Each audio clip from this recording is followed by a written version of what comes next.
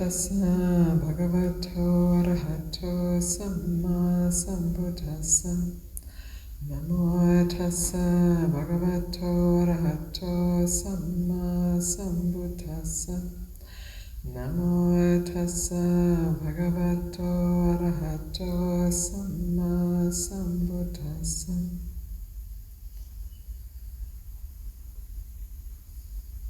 So we're exploring the space body, or space. It's a little bit of an oxymoron, isn't it? Space body. And as has been mentioned a few times on the retreat, the Buddha recognized, after his awakening, recognized how we're caught. How we get caught through clinging to that which is changing.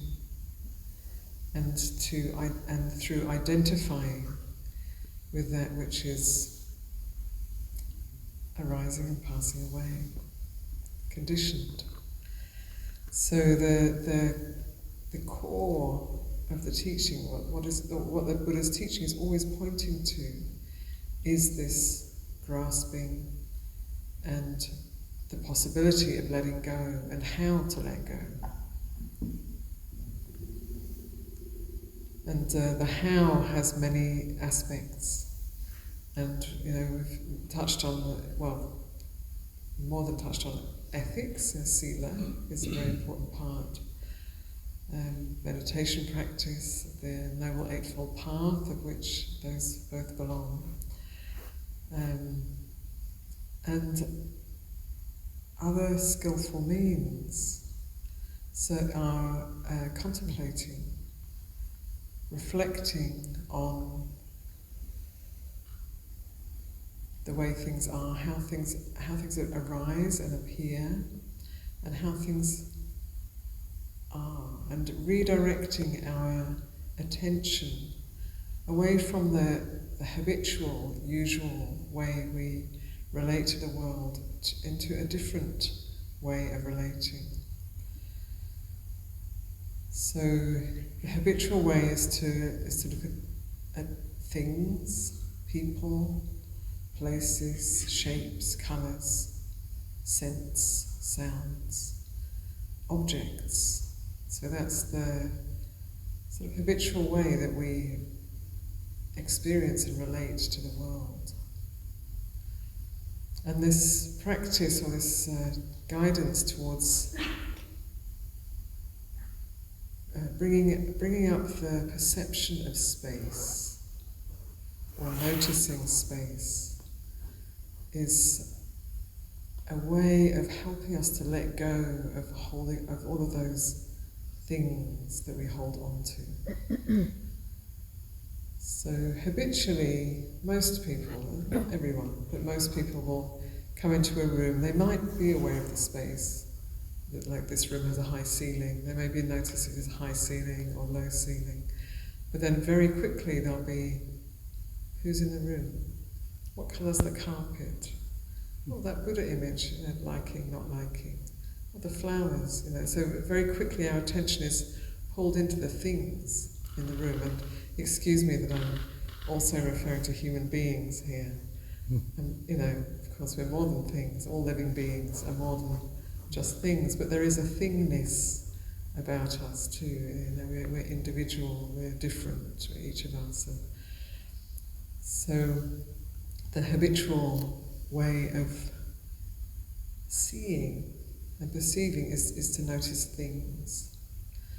And then depending on how we relate to those things will depend on what we see, to some degree. So maybe someone who's been wanting to meditate with others, but has been on their own for a long time, might come into the back of this hall and go, how wonderful. A room full of silent meditators, my goodness, And it'll be really inspiring and wonderful. And somebody else might come in who has learned that maybe monasticism is wrong, or having images of Buddhas is wrong. And they might come in and be shocked think is awful. You see these people sitting up on a stage looking all holy, and then these Buddha images, oh my goodness, and then all these people sitting on the floor below the monastics, they might be horrified by this sight. So it's the same thing, and then how we perceive it changes how it appears to us and how we relate to it. And then that obviously can follow on with what might be said or done from there. So all the time we're perceiving the world through our own particular lenses and creating the world to some degree through that. So, one of the things that the Buddha points to is space. Meditate on space, Rahula.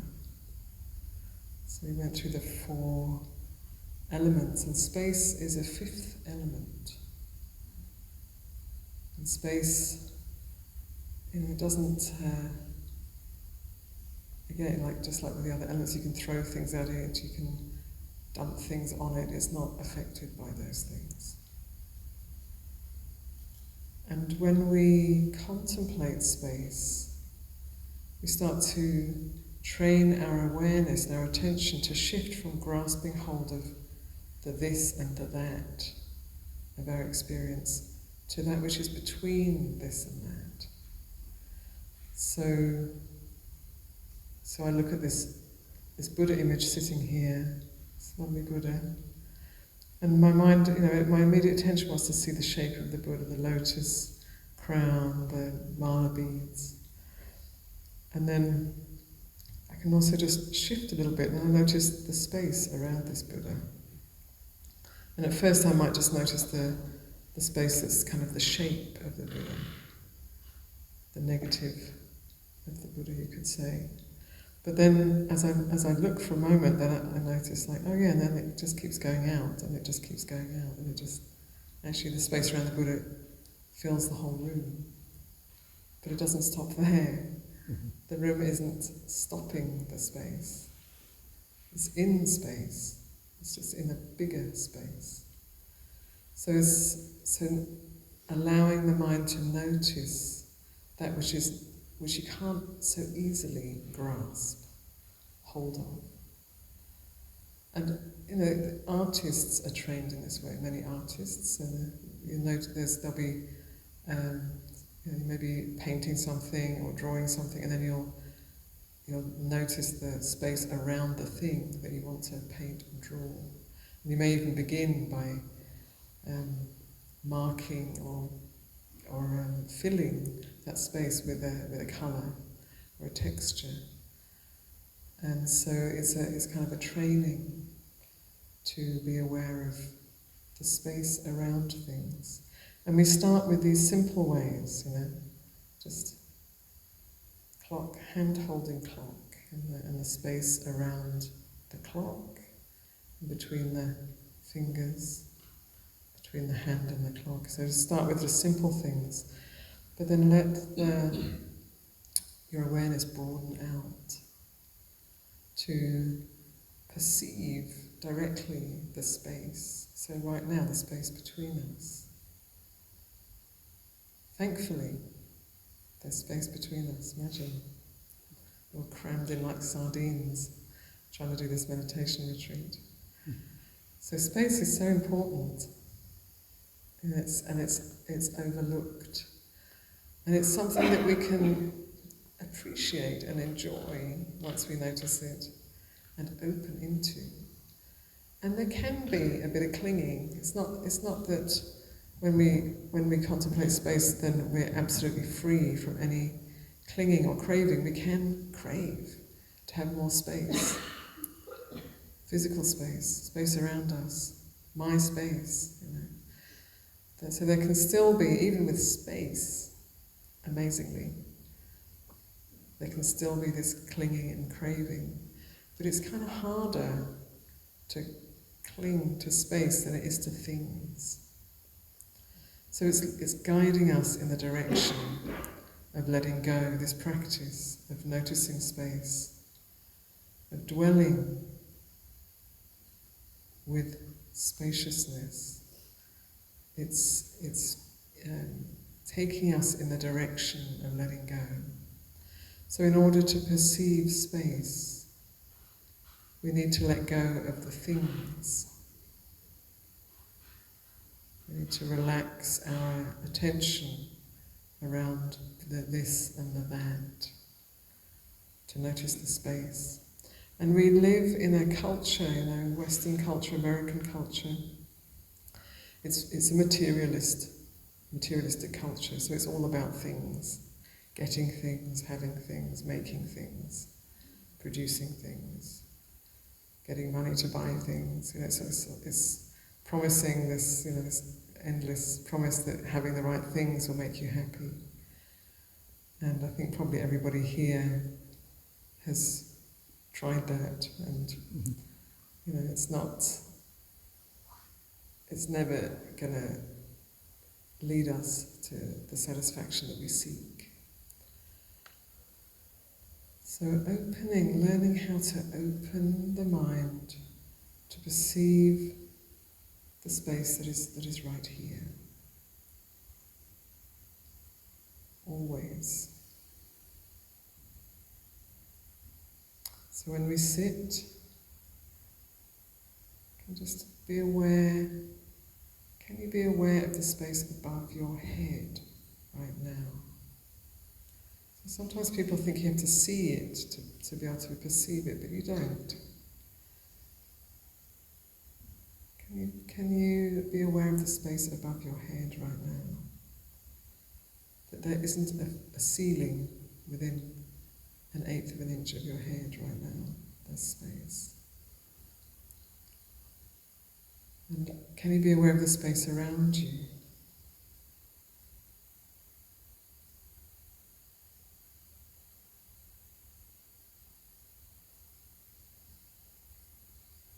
And then as we breathe, we can start to notice the space that's inside. As we breathe, we make space for the breath. We breathe out, we let the space gets a little more closed. So with each breath we can notice space inside, physical space. So in the nostrils and the mouth and the ears, belly button. We can notice the physical space inside us.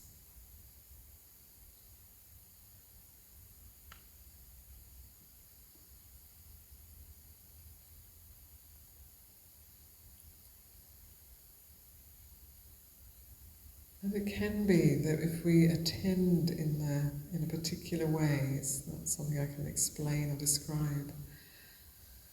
It can be that when we let our attention go inward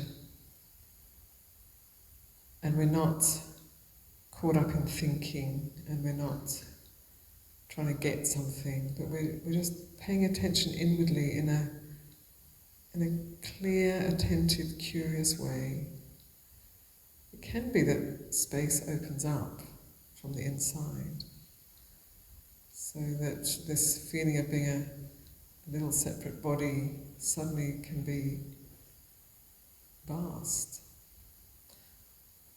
from the inside. And it's a little bit startling to the mind, because it's different to the story that we have of who and what we are. And it's just one way of perceiving. But that can open up sometimes when we just pay attention, stay with an experience inside. It can open right up into a vastness. So we can perceive space outside. And in a place like this, we can actually see it. The far horizons, the sky. Now with the clouds parting, at night you can look out and you see the stars, suns up there, far away. The planets. So we can see space.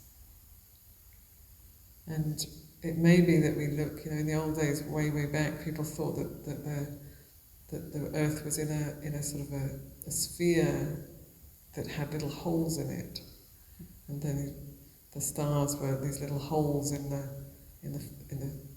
sort of solid sky. But now we know that that's vast space. But we might still look up and think, oh yes, there's the Seven Sisters and there's Orion and whatever it is, and we think it into a smallness, because our mind likes to hold on to things. Mm-hmm. So to invite you to invite your mind to open up. So what if the mind was open to the whole of the space in this room, which is limited but large? How would that be?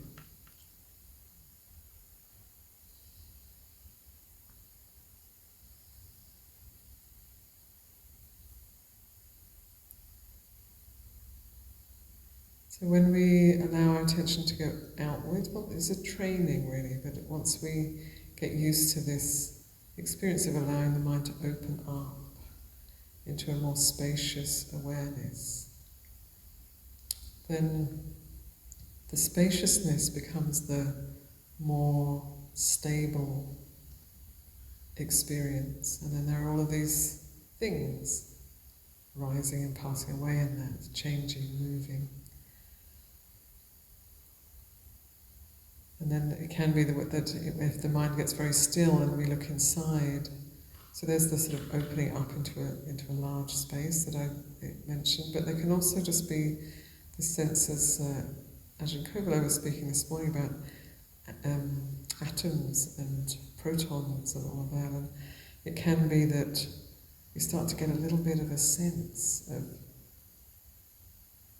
this sort of a vibratory experience going on in here that is that when the closer you look, the more carefully you look, the less you can find. So it is, from a physics perspective, we are at 99.27 space. Stunning. And yet, it's feels hard and solid. And the meditation practices on the four elements, when they're highly cultivated, they can result in this ability to sort of go outside of the laws of nature.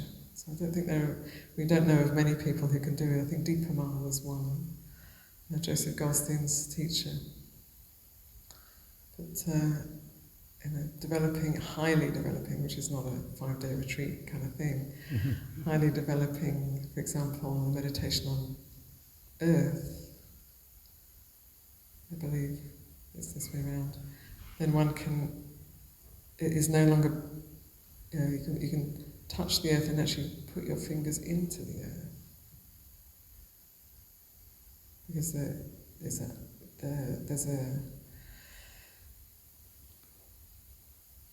the properties of those four elements are no longer, or let's say they're perceived in a different way. So this is talk about walking on water, swimming in the air, these kind of things, that walking through walls, these kind of things that people who have very highly developed meditation practice are able to do it. Apparently, I actually haven't seen anyone do it. But so even the laws of nature start to, as we experience them, start to open up as our ability to perceive differently strengthens. So, all of those things also can be, fascinating and attractive, and one could get stuck there, even if one's meditation was at such a level. And it's so important to remember that the Buddha is pointing to the cause of suffering as being clinging and identification. So whatever practice we're picking up, it's in support of letting go of those qualities. So in noticing space around you, noticing space within you, it's in support of letting go. And settling into meditation that has a spacious quality. So the Brahma Viharas are a beautiful access to that. They sort of open up the heart and mind. And as we experience those more spacious states inside, in our meditation, the fascination of things gets less interesting. Things, that the desire starts to cool out. And then the identification gets challenged. Because who we think we are, this person, this body, this character, it's sort of irrelevant when the mind and the heart are in that spacious, dwelling in that spacious state. So all of these practices are accessible, and sometimes when we hear about the spaciousness, because my mind likes spaciousness, it sort of wants to go in that direction, it just doesn't like details very much, I must admit. Not great with the details, but it loves the spacious awareness and practices. And that's, for some people they're very accessible, for some people they're not, less accessible. And so if you have a very strong sense of this body being where you begin and end, and being inside this body, stuck in this body, then just start there, making a little bit of space in front of you, to the side, behind, to the other side. Just start with imagining a little bit of space, a little bit more space. So it doesn't have to be glorious, but it's, as we make more space, as we invite more space in our meditation practice, it can be that the habit of holding that is so old and familiar, if it feels safe enough, then it can all start to undo in a good way, in a beautiful way. And so we don't have to live in this tiny experience of separation, but there can be a greater expansiveness, a greater openness. And that supports letting go.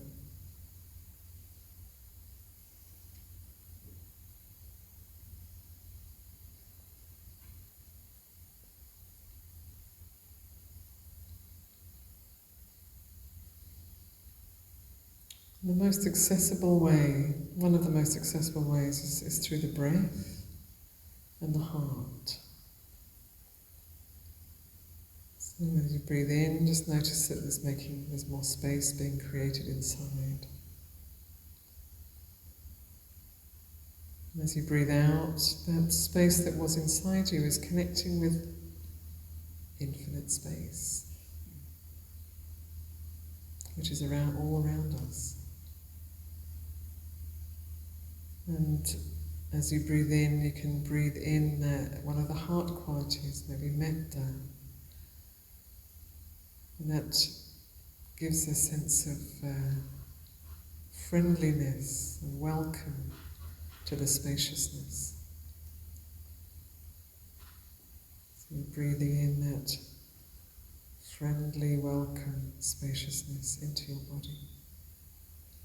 When you're breathing out, you're letting go into the vastness.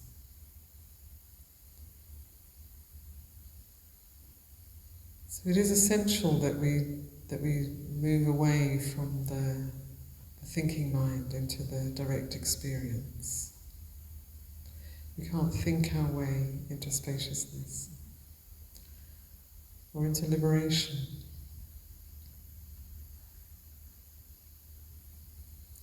I would like to invite you to, just for the next 10 minutes, we just stay with the breath, imbued with friendliness. And just invite an increasing opening inside, and an increasing connection with the spaciousness outside. You could just say the spaciousness in this room.